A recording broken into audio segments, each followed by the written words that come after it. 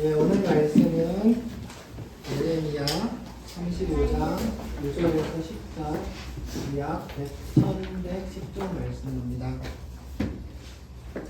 내가 내갑 사람들의 후손들 앞에 포도주가 가득한 종지와 술잔을 놓고 마시라 권하네. 그들이 이르되 우리는 포도주를 마시지 아니하겠노라. 레갑의 아들 우리 선조 요나답이 우리에게 명령하여 이르기를 너희와 너희 자손은 영원히 포도주를 마시지 말며 너희가 집도 짓지 말며 화정도 하지 말며 포도원을 소유하지도 말고 너희는 평생 동안 장막에 살아라.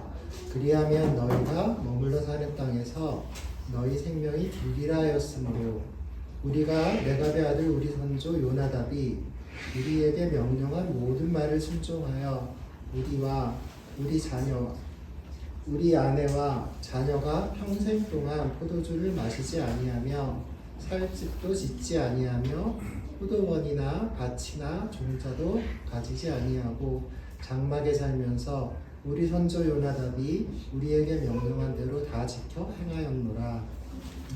네.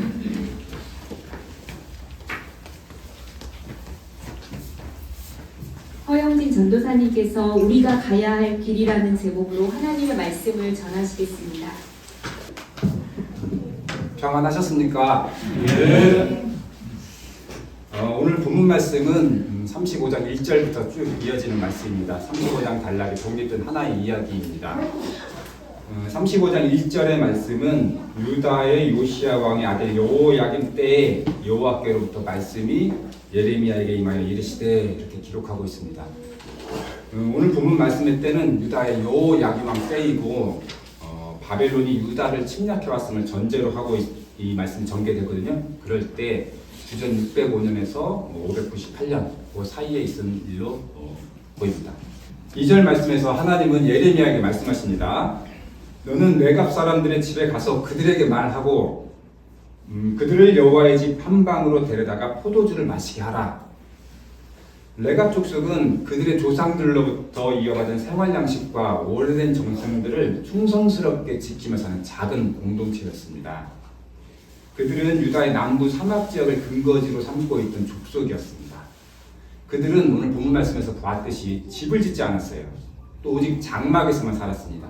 또 포도주를 마시지 않았습니다. 또 어떤 곡식도 재배하지 않았습니다.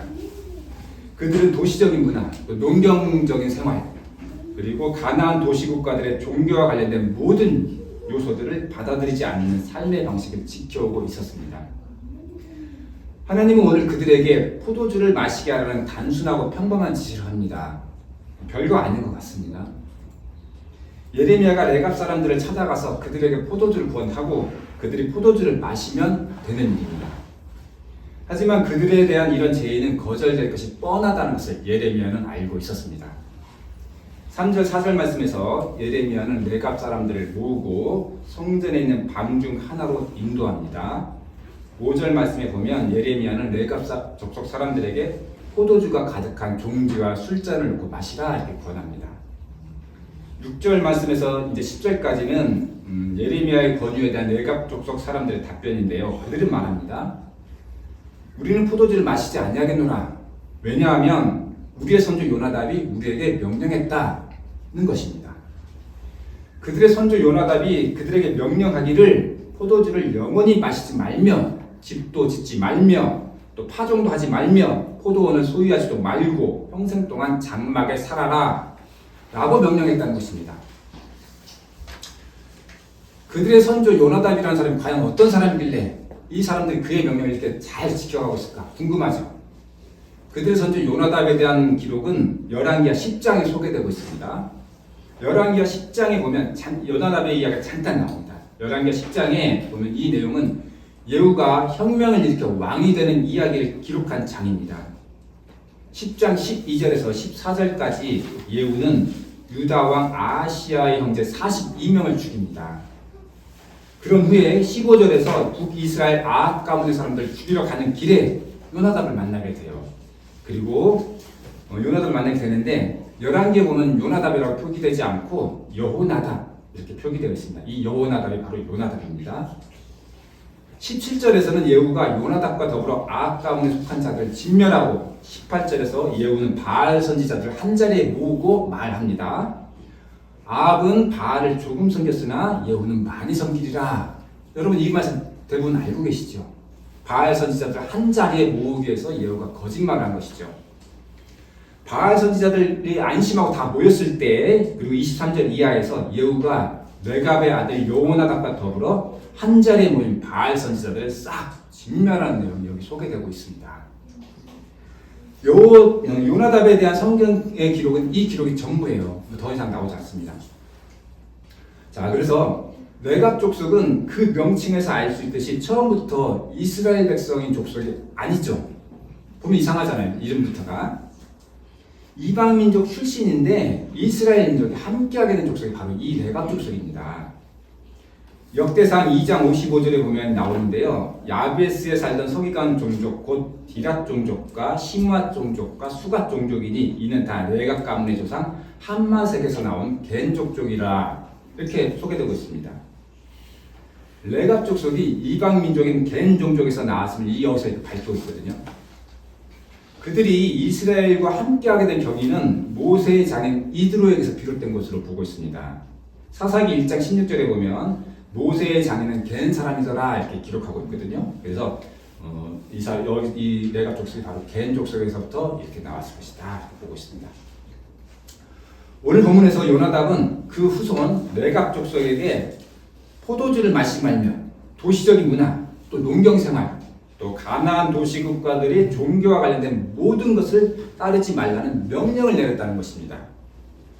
그러나 이런 진술은 요나답의 당시 사회적 상황에 비춰봤을 때 매우 이상하기만 합니다. 왜 그럴까? 열왕기하 기록에 의하면 요나답은 예후와 더불어 혁명을 주도했던 인물입니다. 그리고 그 혁명은 성공했죠. 예후는 왕이 됐어요. 그렇다면 요나답은 성공에 동참했던 공신이죠. 성공한 혁명의 공신으로서 마땅히 혁명의 과실을 취할 권리가 있었던 사람입니다. 그런 위치에 있었던 요나답이 일체의 권리를 거부하고 오히려 더 나쁜 쪽을 택했다는 것입니다. 왜 그랬을까요? 우리가 요나답이 취한 언행의 원인을 알고자 하면 그의 신앙 배경과 혁명을 이끌었던 예후와의 그런 관계를 살피면 어느 정도 요나답이 왜 이런 선택을 했을까 짐작할 수 있어요. 앞에서 레갑 족속은 모세의 장인 이드로의 후손일 것이라고 말씀드렸어요. 그들은 이방 민족 출신이었죠. 이방 민족 출신이었지만 그럼에도 불구하고 이 사람들은 대단히 신실했던 것 같아요. 이방 민족으로 이스라엘 민족이 합류한 것만 해도 그렇죠. 이방 민족도 이스라엘 민족에 합류했다면 그 사람은 상당히 신실한 믿음이 있었기 때문에 자기 민족을 버리고 온 건 아닙니까? 또 그렇고 민수기 24장 21절에 보면 발람의 예언이 나오는데 이 발람의 예언이 그 증거가 됩니다. 어떻게 예언했냐면 또 겐 족속을 바라보며 예언하여 이르기를 내 거처가 견고하고 내 보금자리는 바위 위에 있도다 이렇게 예언하고 있습니다. 이렇게 신실한 레갑 족속의 요나답이 예후의 혁명에 동참한 것은 어떻게 보면 당연한 일이었습니다. 아합과 이세벨로 대표되는 아합 왕조에 대해서 열왕기상 16장 30절은 오므리의 아들 아합이 그의 이전의 모든 사람보다 여호와 보시기에 더욱 악을 행하여 라고 기록하고 있습니다. 성경에서 북왕국 이스라엘 왕들의 악한 정도를 평가할 때 기준이 되는 용어가 있습니다. 그 뭐라고 하냐면 여로보암의 죄를 따라 행했다 이런 표현입니다. 얼마나 더 따라 행했느냐 이것이 바로 기준이 되는 거죠. 많이 따라 행했느냐 아니면 조금 따라 행했느냐 그게 기준이 되는 겁니다.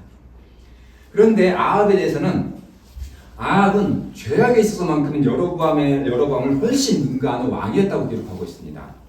열왕기상 16장 31절에 보면 이렇게 기록하고 있거든요. 느밧의 아들 여로보암의 죄를 따라 행하는 것을 오히려 가볍게 여기며 라고 기록하고 있습니다.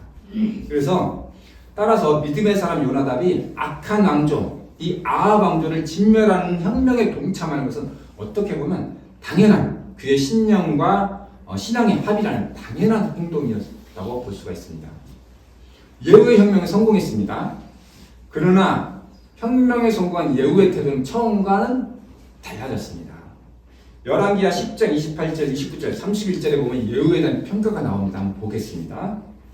예후가 이와 같이 이스라엘 중에서 바알을 멸하였으나 이스라엘에게 범죄하게 한 느밧의 아들 여로보암의 죄, 곧 베델과 단에 있는 금송아지를 섬기는 죄에서는 떠나지 아니하였더라.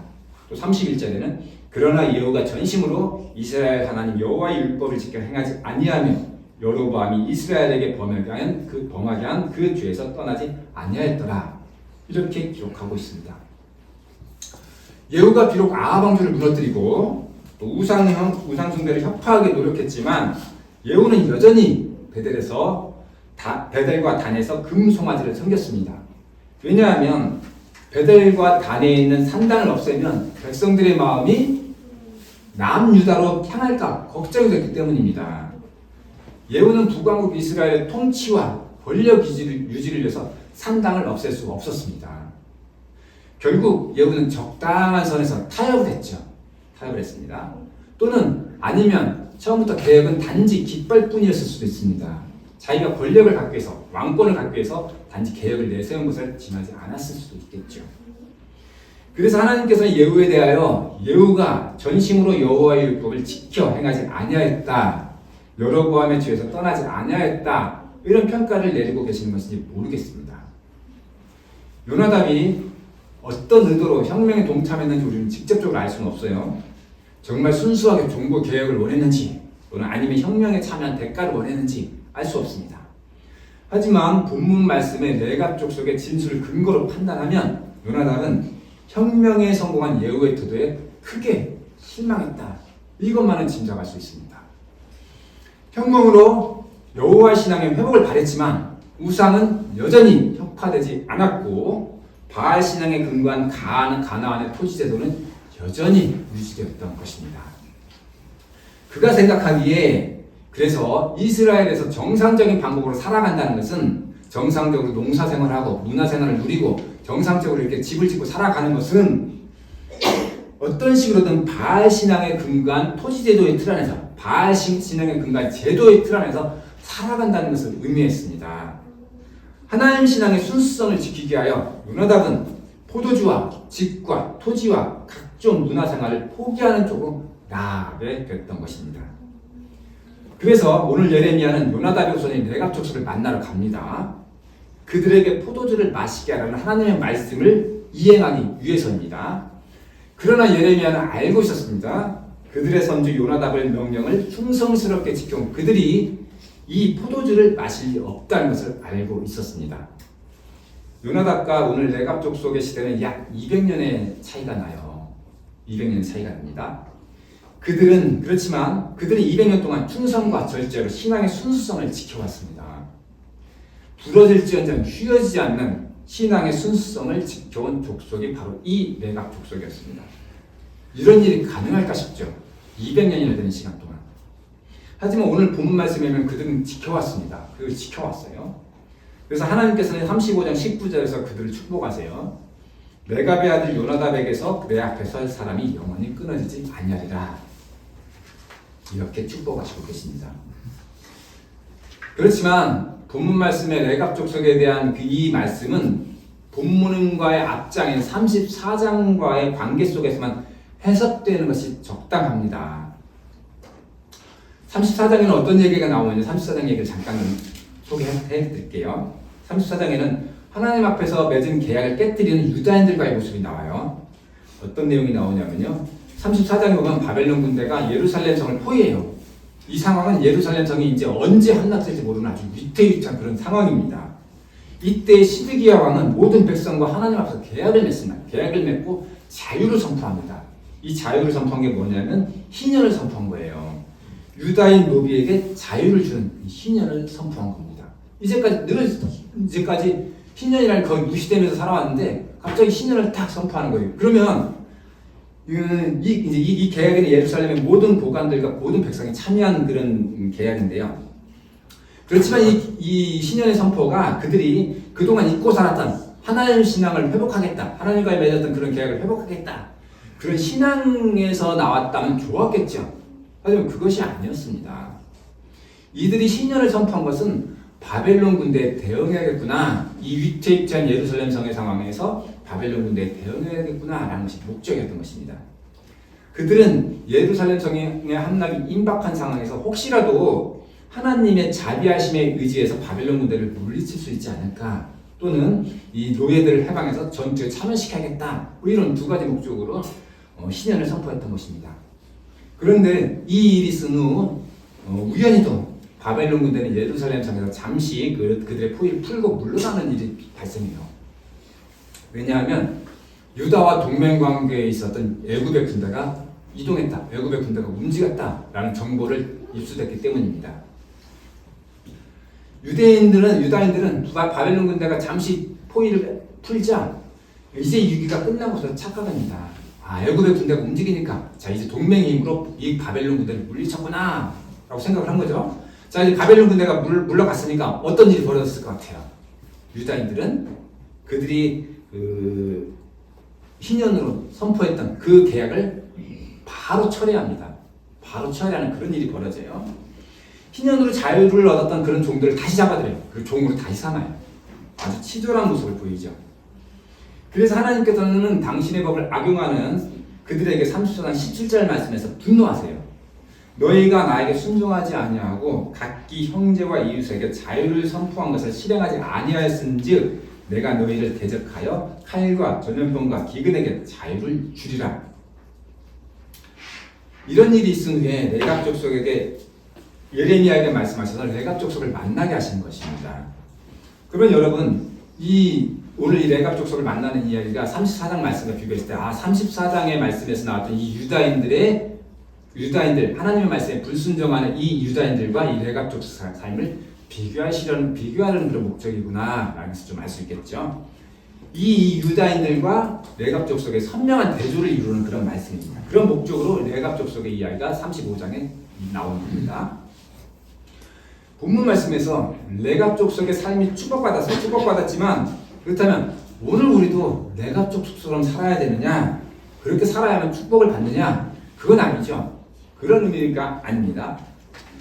레갑 족속의 삶을 우리에게 적용하는 것은 의도적인 해석, 그러니까 34장과의 의도적인 해석에서만 가능한 겁니다. 그것은 필요한 겁니다. 성경 전체의 취지도 우리가 레갑 족속 사람처럼 모든 문화생활 포기하고 농경생활 포기하고 도시적인 거 포기하고 집도 짓지 말고 이렇게 살라는 건 아니죠. 그럼에도 오늘 우리에게 요나답과 그의 후손 레갑 족속의 이야기는 시사해 주는 바가 있습니다. 우리가 우리의 신앙을 어떻게 지켜가고 보존해 나가야 하는지에 대해 통찰력을 제공해 주고 있기 때문입니다. 이제 우리는 우리의 신앙을 어떻게 지키고 보존해 나가야 하는지 점검해 봐야 할 때입니다. 우리 교회가 변화의 때를 맞이하고 있기 때문입니다. 가장 대표적인 변화는 교회 분립과 연합, 이걸 어떻게 하지 고민해야 하는 것입니다. 또 목회자가 교체되고 또 역할 분담, 이것도 적은 문제가 아니죠. 또 분립한 교회들이 어떻게 자립해 나가야 되나, 이런 문제도 고민해야 합니다. 우리가 이 변화를 어떻게 적응해서 우리 신앙을 보존해 나갈지 점검이 필요한 때가 바로 지금입니다. 우리의 신앙은 우리가 함께하는 이 교회의 많은 부분을 의지하고 있죠. 교회 예배를 통해 말씀을 듣고 또 교회 안에서 친밀감과 유대감을 나누고 또 교회를 통해서 믿음의 동역자와 또 위로를 나누기도 하고 이렇게 합니다. 그래서 우리는 이 교회를 어떻게 이루어 나가야 될까? 우리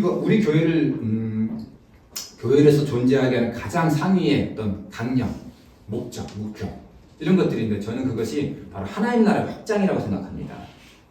하나님 나라의 확장은 그렇지만 우리 교회만의 독점적인 목표는 아니죠. 전 교회, 이 세상에 있는 모든 교회의 목표가 바로 이 하나님 나라의 확장이 되어야 하겠죠. 하지만 제가 우리 교회에 온 이후로 왠지 우리 교회에서는 이 하나님 나라 확장이라는 거에 대해서 더욱 강한 의식을 가지고 있었다고 이렇게 생각되거든요. 그리고 우리 교회는 특히 우리 교회 하면 하나님 나라 확장. 우리 교회 사람이 아닌 외부 사람들이 봤을 때 우리 교회에서 얘기할 때 그렇게 얘기를 하더라고요. 하나님 나라 확장. 이렇게 얘기하는 걸 제가 몇 번 들었어요. 그것이 가장 인상 깊었던 거죠. 다른 사람들이 비치는. 우리 교회가 처음에 교회를 이룰 때 제가 그 자리에 있지는 않았지만 우리 교회가 처음 교회를 이룰 때부터 하나님 나라 확장이라는 이 깃발을 딱 꽂고 시작했던 것은 아니라고 생각해요. 깃발을 딱 하나님 나라 확장, 깃발 기치를 세우고 모였던 것은 아니라고 생각해요. 오히려 거꾸로 좀 더 좋은 교회, 또 하나님 마음에 합당한 교회, 또 이 세상에서도 칭찬받는 교회를 우리가 어떻게 만들어 나갈까? 이런 그것을 실천하기 위해서 이런 하위적인 목표를 이렇게 참 실천해보고 이렇게 목표를 쌓아다 보니 하나님 나라의 확장이라는 커다란 그 상위 개념과 우리 교회가 만나게 되고 그 목적을 우리가 실천해야겠구나 이렇게 됐던 것 같습니다. 오히려 작은 실천이 큰 목표를 갖게 한 거죠. 우리 교회는 이 시대의 자비량 교회를 시도했습니다. 그래서 헌금의 절반은 이웃과 선교를 위해 사용하고 교회 건물을 소유하지 말자라고 했습니다. 또 일정 규모 이상이 되면 분립해서 대형화를 지향하고 또 의사결정은 민주적으로 하고 또 직분으로 장사하지 말자라고 했습니다. 좋은 교회를 만들기 위한 실천 방안에 우리가 동의했고 또 조인선 목사님이 20년 가까이 이 처음 정한 그 원칙을 지키기 위해 노력해왔습니다. 저는 우리 교회가 택한 방식이 좋은 교회가 되는 유일한 방식은 아니라고 생각합니다. 하지만 우리가 택한 방식은 시대별로 가치가 있고 우리 시대에 적합한 교회의 한 모습으로 충분하지 않을까 이렇게 생각해왔습니다. 이제 우리 교회는 어디로 가야 합니까? 어떤 결정을 하거나 의견을 묻거나 좀 더 나은 의견을 제시해야 될 책임이 목회자에게는 분명히 있다고 생각하는데 저는 잘 알지 못하고 잘 제시하기 힘들었습니다. 특히 최근 교회에 큰 문제가 있었어요. 큰 방향을 정해야 하는데 그런 문제에서 방향을 정하기 힘들었어요. 어려웠습니다. 왜냐하면 많은 의견들이 있어요. 많은 의견들이 있는데 어느 의견 하나 버릴 게 없고 다 맞는 의견이기 때문이었습니다. 그래서 결정하기 너무 힘들었습니다. 오늘 우리의 날개실이 어떤 결과를 가져올까요? 인간은 지혜롭지 않기 때문에 그 결과를 알 수 없습니다. 그렇지만 우리는 지혜롭지 않지만 하나님은 지혜로우십니다. 우리가 할 수 없는 일들을 하나님은 이루어 가시는 것을 우리 역사와 또 내 개인의 삶에서 또 여러분의 개인의 삶에서 너무나 많이 경험해 보셨을 겁니다. 우리가 바른 뜻을 행하고 세우고 그에 따라 행동하면 선하신 하나님께서는 설령 우리가 잘못된 결정을 내렸다 할지라도 우리의 뜻이 선하면 그 우리의 잘못을 이용해서 선한 결론에 이르게 하실 줄을 우리는 믿어야 합니다. 오늘 말씀 속의 요나답은 그가 가질 수 있었던 것을 버림으로써 더 큰 것을 얻었습니다. 성경에 그의 이름이 기록되고 하나님으로부터 칭찬을 받았습니다.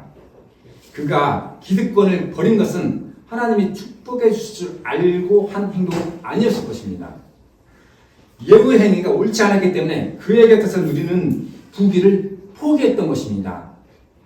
우리가 이 교회를 이루는 방식도 이와 같아야 합니다. 우리 교회가 시대를 개혁하는 에너지로 분출되지 못한다 할지라도 이 길이 그 길이 옳은 길이라면 그 길을 가야 합니다. 우리 교회의 헛된 노력이라고 생각했던 것이 단지 우리가 하는 것이 우리가 옳은 길이라고 생각했지만 부질없어 헛된 거야 라고 이렇게 우리가 혹시 생각할지도 모릅니다. 하지만 그것이 다음 세대 종교개혁의 마중물이 될지 우리가 어떻게 알아요? 오늘 우리가 이 자리에 모인 것은 나의 성격대로 또 내가 생긴 대로 이렇게 살려고 모인 것이 아닙니다. 나를 내려놓고 또 내가 아닌 하나님이 하시는 말씀을 듣고 그 말씀대로 살려고 모였습니다. 말씀 안에서 진리를 찾고 그 말씀에 부끄러워하는 우리에게 하나님께서는 더할 수 없는 사랑과 평안을 주실 것입니다. 말씀 안에서 길을 찾는 우리 모두가 되기를 바랍니다. 기도하겠습니다. 하나님 아버지, 오늘 저희가 모여서 예배드릴 수 있게 해주셔서 감사드립니다. 아버지, 저희는 지혜롭지 않고 저희는 약하고 저희는 내일을 알 수 없습니다. 이 교회의 주인은 오직 아버지시오니 저희 교회가 아버지 일을 위해 사용되게 하시고 우리의 마음이 하나 되어 서로를 사랑하고 위로하며 교회를 통하여 더 가치 있는 삶을 살아갈 수 있도록 인도하여 주시옵소서. 예수님의 이름으로 기도드렸습니다.